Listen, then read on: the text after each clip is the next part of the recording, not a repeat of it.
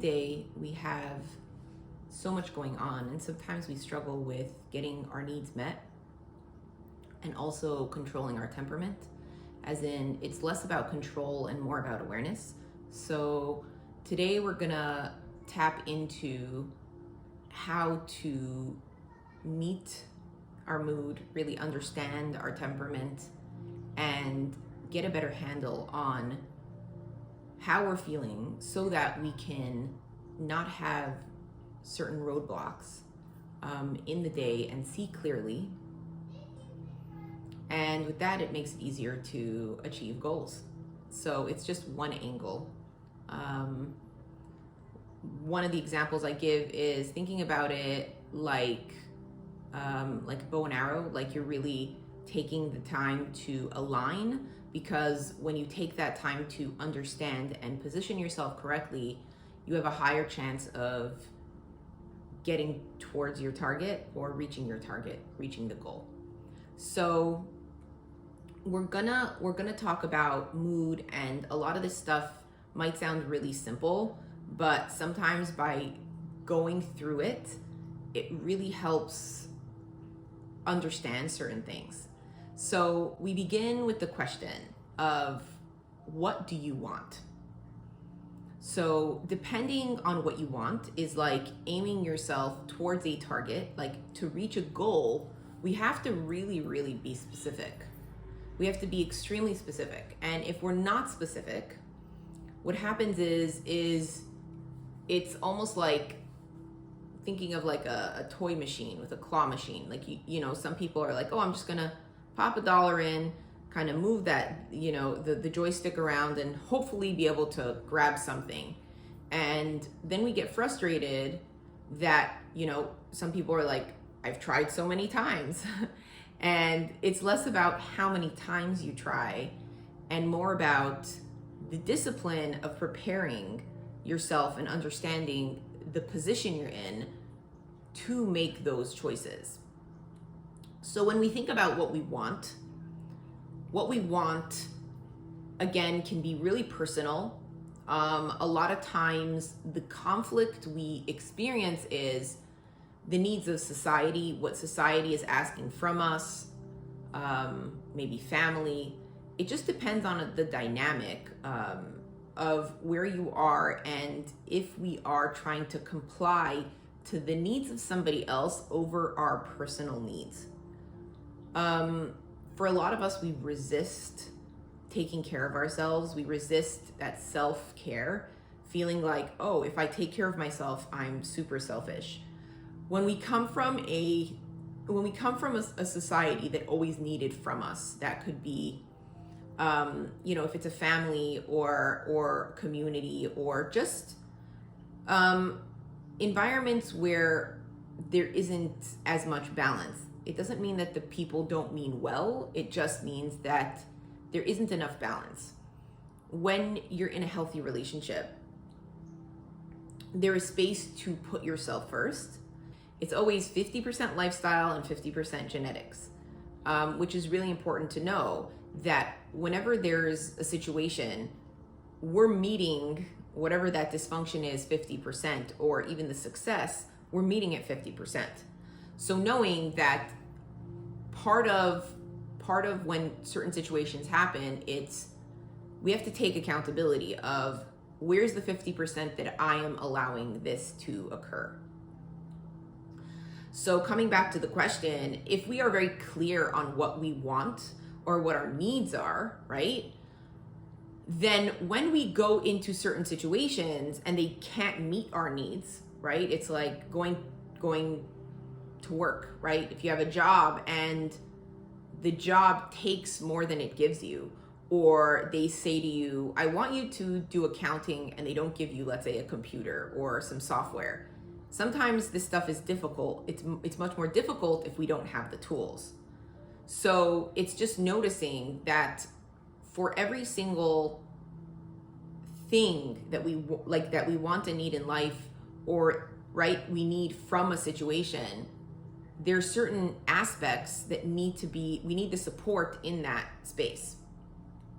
So we're going to tap into mood, Then we're going to go into what is constant in our life, and then what is constantly changing, right? So there's the constant, and then there's the change, and then we'll bring it full circle and show you how both of them communicate with each other. So when we think of mood, you think about good mood. A good temperament, if you're in a good mood, the nature of being in a good mood is you're more optimistic, right? There's this sense of optimism that's available. Your behavior and your well-being is elevated, right? There's more hope. Life seems a lot more promising.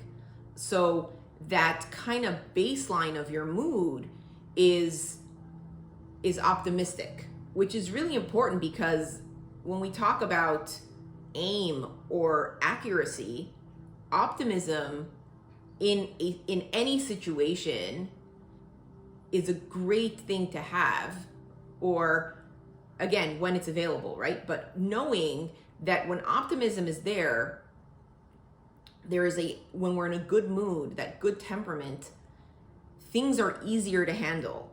We're able to brush certain things off, and it just makes things a lot simpler, right? So another thing that's really important to know is that when we are in a good mood, there are a couple things that are also pertaining to being in a good mood, which are not there when we're not in a good mood.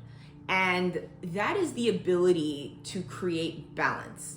So when we think of balance, there are certain things that are in our control and certain things that are not in our control. Sleep, eating, movement, and some kind of spiritual practice. Because when those four things are consistent, what ends up happening is we are open to nurturing. There's the natural disposition of feeling nurtured, in the sense that when I have these four pillars, I am in a space where I'm open to nurturing. What being in a good mood is, right? What is a good mood? Promise, hope. We don't isolate ourselves either. We're able to be social, right? Because we're not as sensitive. So we're in a space where we're able to absorb. And that's the key element, that we're able to enjoy life. What is enjoyment, right? Somebody asked me the other day, like, what is love? Like, when we're defining love, what is love? Now, a lot of people have this kind of idea of this romantic idea of what love might mean. But at the baseline of love, right, if we're trying to ask ourselves, let's say we take the question of what is love, right? What do we want from love? At the end of the day, we can each ask ourselves these questions. But a simple answer to that would be, is love is a space where I can actually feel a sense of pleasure and connection, right? Because whenever we are feeling love, we are feeling also connected. So that's a really, really important thing to realize. Another thing is there are consistencies, right? So when I talk about certainty, for example, I say, know what your certainties are. They shift throughout life itself, but a simple certainties are, like, on a broader level, is like the sky is blue, sugar is sweet, salt is salty, right? Or so it's important to sit with yourself and ask yourself, what are the things that are certain about you personally? Because when we know things about ourselves, like, I know I love whatever, right? I know that I'm more comfortable in, comfortable clothing, right? Cotton. Just find those certainties, they can be simple. But how that operates is, it operates from a place where it's like having a full fridge. Even if you're not hungry, you know there's this kind of sense of fullness where if you need to reach, it's there and available for you. And that key element is where we have a very strong nefesh, right? That's when the nefesh is feeling content. The spirit itself is feeling safe and content, right? So if somebody says to you, that there's a shortage of some kind of food and you have a full fridge, there's a menuchas nefesh that comes with that, and an optimism that I will be okay no matter what because the fridge is full, right? So when we talk about an emotional and a physical level, with optimism, the thing that really helps optimism is those four things of making sure we eat, we sleep, we have some kind of spiritual practice, and we've moved, as in some kind of exercise for the body. That is like the full fridge, right? So when we have those things, it supports the full fridge to know that if we need the nurturing, we can open it and reach out and grab whatever we need. So that is having a good mood. When we talk about like more of a passive mood, when we have more of a neutral mood, right? So one of the things about a neutral mood is that we're not so optimistic, we're not so even communicative, right? So we're not leaning into conversation, we're not as expressive, right? It's more of like a baseline. We kind of, sometimes when we're excited and there's a lot of life in us, we will communicate or debate, right? Or counter. When we're in kind of a neutral mood, it's a little bit more stagnant. We're not leaning forward, but we're not either leaning back into negativity. When we talk about negative mood, what we're doing is with a negative mood or a bad mood in itself, the thing that is really occurring is there's a sense of having dark glasses, right? There's this sense of darkness. Everything we're seeing, there's no hope. But if we're talking about the core element of what it is that's missing, it's what's missing from the optimism, which is the ability to absorb, right? So when we're in a negative mood, we isolate. We go into a space where we are a lot more sensitive to everything. When somebody says something or you get kind of a bill, everything feels like the end of the world. And the key element there is that you can tell this by like the social aspect, but we aren't able to absorb. That is the key element. We aren't able to allow enjoyment in, right? A lot of people kind of hang out in this space when they have the concept of, well, when I make enough money or I am beautiful enough, then I can enjoy myself, whatever that is. We hold back and we hang back. Now, for a lot of people, when we're in that space, we have to ask ourselves, have we checked on ourselves, in the sense that have we taken responsibility for eating, sleeping, right? You're going to hear this a lot, but the movement and the spiritual practice, usually one of those things are missing. Now, here's the thing. When we think about pain, when we think about suffering, the reason that is such a popular conversation is because when we're in a healthy space, right? When we're in the, our higher selves, the better mood, what's happening is there's this sense of flow, openness, and connection, right? And in life in general, we have more hard times and easy times. So if we're hanging out more in that negative space, in the deficient space, there's a disconnect of some kind, right? So with bad mood, there's also a disconnect, right? That's why we kind of go into an antisocial space. The thoughts that come into our mind are, I don't have friends, I don't have somebody to reach out to, the world is dark, whatever those things are, we don't have that space to reach, we're hanging back. But the thing is that usually one of those four elements are missing. And the thing is, when we think of the pain, when we're not fully connected, our mind and our body, which is the space when we're able to enjoy ourselves, right? Similar to like an orgasm, there's like a soulgasm. There's this space where you're fully connected and fully in flow, right? There's a sense of complete flow, right? And all your sensations are included. The reason we feel good is because there is a sense of inclusion involved.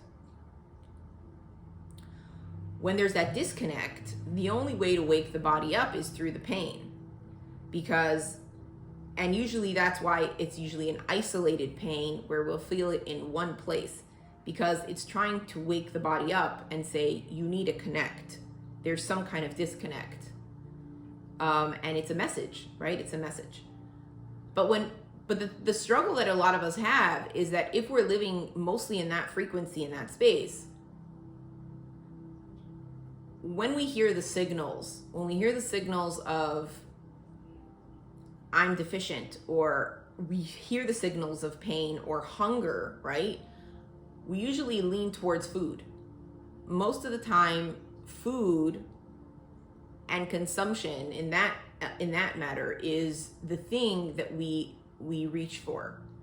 It's more of like a consumption. So, but the thing is that for a lot of us, we don't realize that if we're looking for balance, sometimes that sense of hunger could be sleep. Sometimes that sense of hunger could be a spiritual connection. Sometimes that hunger could be movement, as in we need to move. And if we don't have an equal kind of frequency, then it's going to be out of balance. A lot of people will say they'll only sleep when they're tired, right? Just like they'll eat when they're hungry, they'll sleep when they're tired. Or they'll pray when they're feeling disconnected, rather than creating a consistent practice for themselves. Similar with movement. But the thing is, if you really think about it, like a healthy amount of hours to sleep in a day is 8 hours. And for a lot of us, we don't get enough sleep. We don't get enough sleep. We don't get enough movement. And we think that our spiritual practice is a luxury, in the sense that I don't even have time to connect with myself. But when we think about love in itself, or being able to understand love and absorb that love, or communicate that love with somebody else, and that is every single person in our life and the world, right? Just like a tree nurtures the world, it has a purpose in the space, in the world. Every single one of us matters. Every single one of us matters. For so many of us, we don't realize our value. We don't understand how much that frequency makes a difference in our life.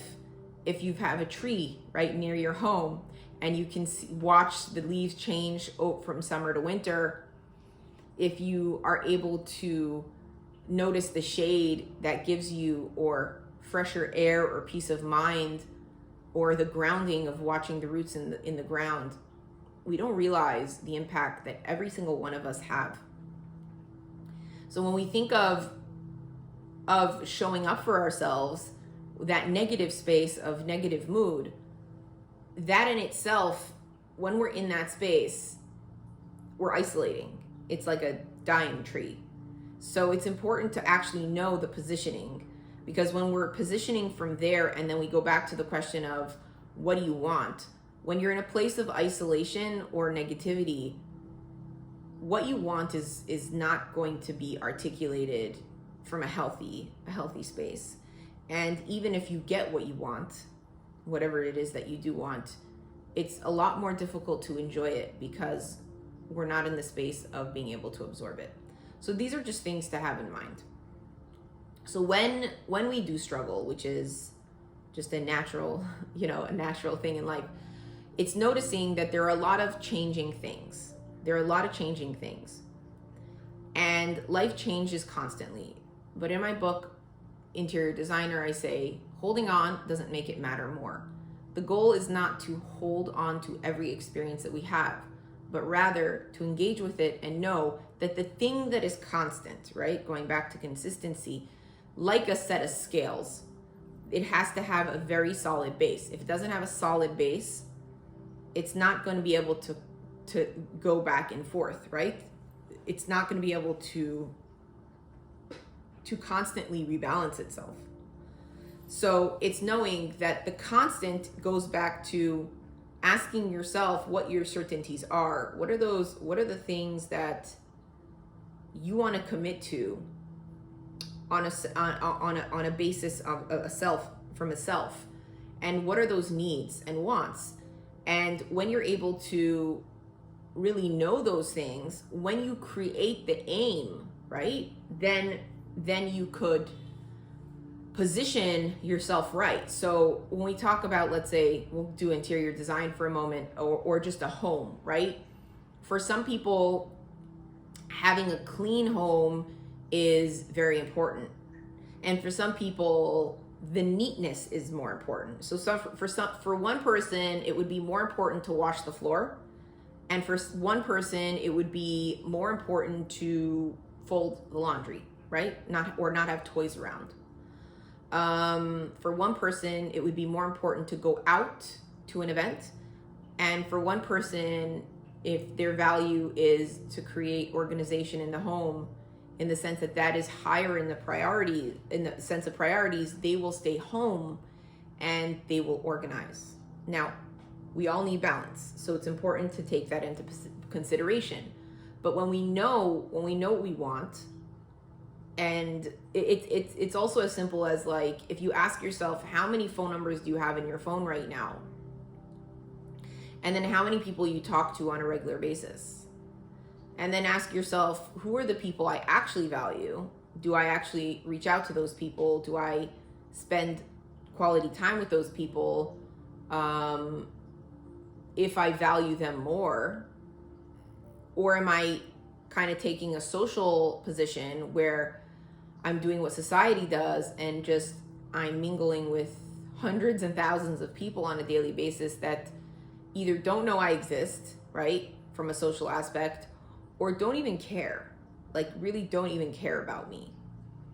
So when we take that into account, what ends up happening is we're able to isolate and be like, having one good friend or a few quality humans in our life can make a massive difference, rather than having the idea, right, that lure of, oh, I'm in a great social position. So really taking the time to consider.